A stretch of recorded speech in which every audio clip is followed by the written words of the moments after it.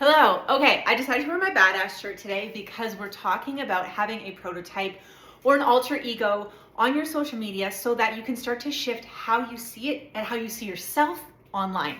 So we were talking this entire week about refreshing how you feel about social media, about yourself, about posting, all of this stuff. We've gone over like removing some of the negative stuff.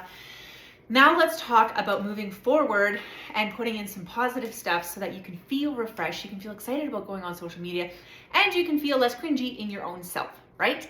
So I got sent this shirt by somebody who asked me to be on their podcast a while back. And this is when I was like pretty new. I just started out my social media journey, and I was like kind of a fledgling, and I felt a little unsure of myself. And I met this woman out in the world, and I talked to her about what I did, and it was like one of the first times I really was able to like elevator pitch myself confidently, and she asked me to be in her podcast. And now she's been on my podcast, I've been on hers, and it's like we're friends now, and she sent me this shirt, which is cool. But one of the things that is really important is being confident enough to be able to elevator pitch yourself to someone, to be able to, if somebody comes in your DMs and be like, hey, can you help me? Can you do this for me? And to just make content, you have to know who you are and what you're doing very solidly so you can just repeat it very easily, right?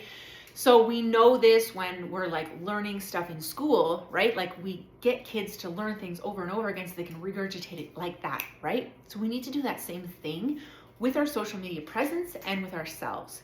So what I want you to do is I talk about this a lot. I have a masterclass about this called the Desire Masterclass, about basically picking a prototype or an alter ego. There's also a book called The Alter Ego Effect, which I just finished reading, which is like kind of this same concept. So if you're curious about it, I would definitely go read that book. But basically it's about creating this persona, this alter ego of somebody who can be your social media person, so that you don't have to feel like you have to be on 24/7, and you also don't have to feel like you're faking it.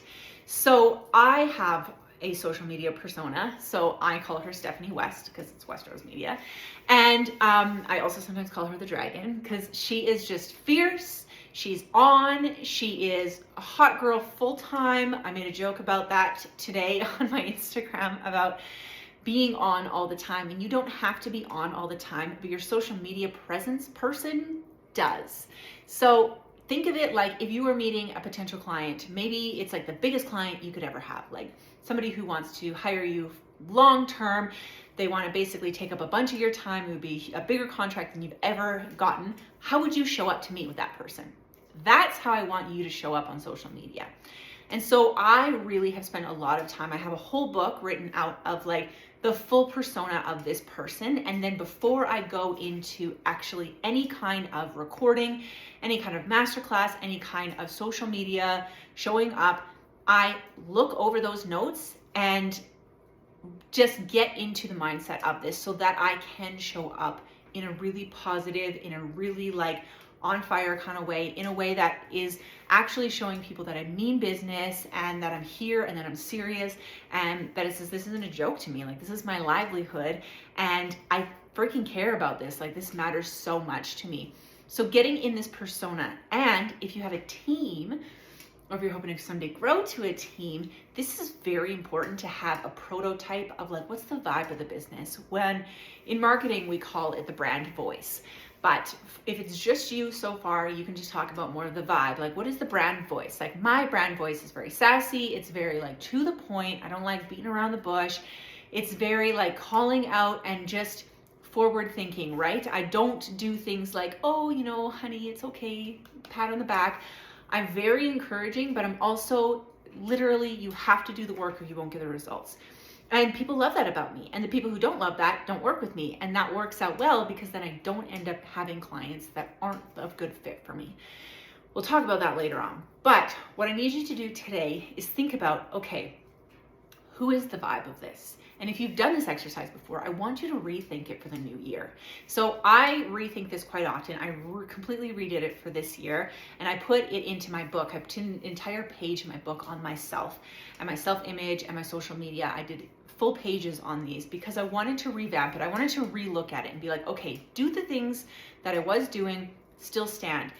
Am the direction that I'm going still stand? Do I want to change anything, or am I headed in the right direction? So if you're not sure, if you're like, I don't know, like, what direction am I headed? How do I know? Think about this. If this year completely repeated last year in your business, would you be pleased with that? And if the answer is yes, then carry on. If the answer is no, then we need to look at, okay, what were the pain points? And I want you to look at this in a bit of a critical eye, not like in a self-deprecating eye. So try to think higher level. If you have someone you can do this exercise with to keep you on track, it is really helpful to have someone do it with you so that you're not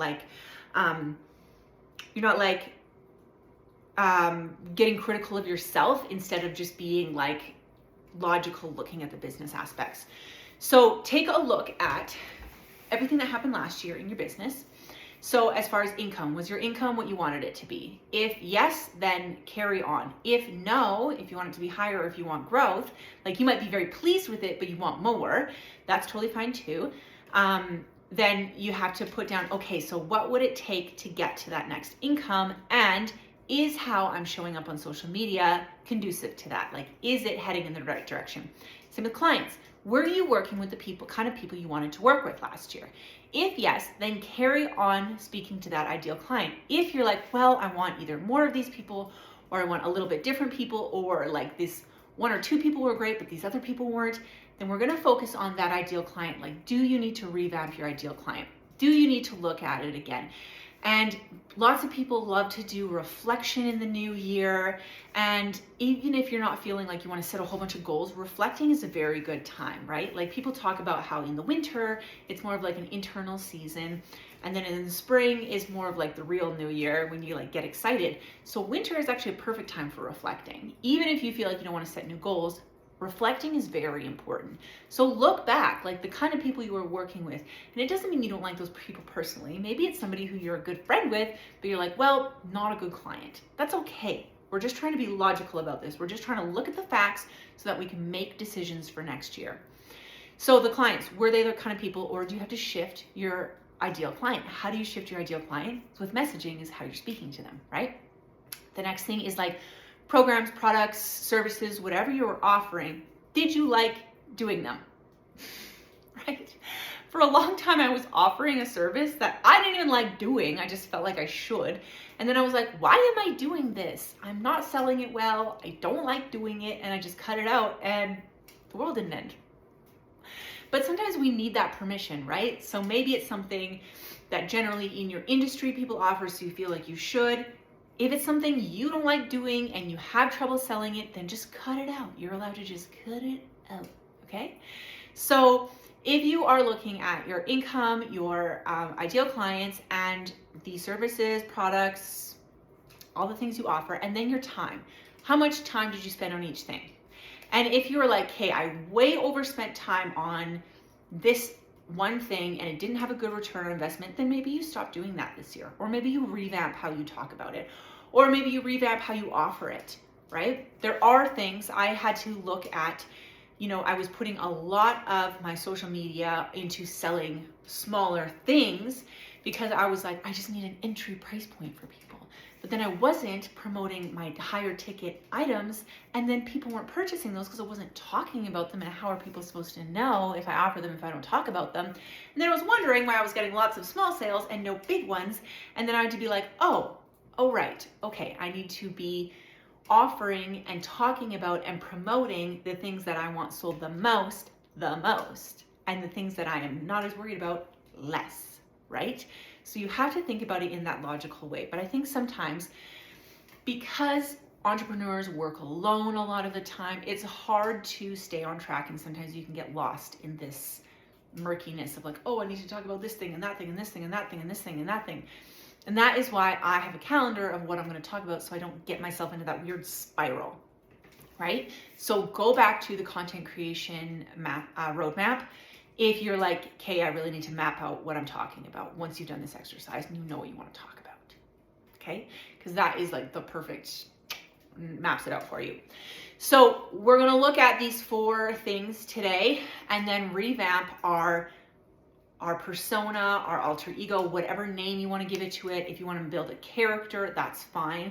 But we want to look at, okay, so once we have this persona and we've reviewed our year, then tomorrow we're going to look at, okay, how are we going to implement the persona and the facts and the figures we've gotten from last year's review, and how are we going to merge those 2 together to make a plan. Okay, I will see you tomorrow. Make sure you come into Voxer with your homework, and I can't wait to see you. Okay, bye.